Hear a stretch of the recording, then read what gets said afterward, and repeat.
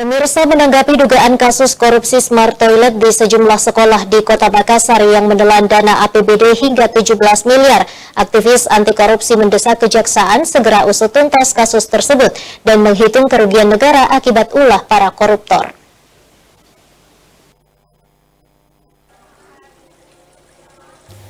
Dugaan kasus korupsi smart toilet di sejumlah sekolah di Kota Makassar memulai babak baru.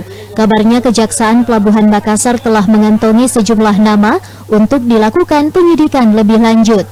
Bau penyelewengan dana program smart toilet ini menyeruak pasca ditemukan sejumlah kejanggalan, di mana realisasi sejumlah smart toilet tidak sesuai bahkan jauh dari perencanaan yang dimaksud pemerintah Kota Makassar. Menanggapi hal tersebut, Tri Suhendra selaku aktivis anti korupsi menilai di setiap proyek pemerintahan selalu berpeluang terjadinya tindak pidana korupsi, salah satunya program smart toilet ini.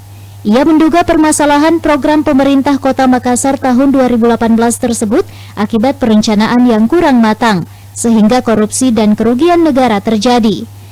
Memang tidak langsung direncanakan oleh daerah, tetapi dikirimkan dari pusat sehingga bentuk pengelolaannya terkadang tidak dipersiapkan perencanaan program yang akan dilakukan, sehingga terkadang kepala daerah ketika menerima anggaran dana insentif daerah ini tidak punya program, sehingga yang terjadi adalah sama dengan yang terjadi di Kota Makassar, dan itu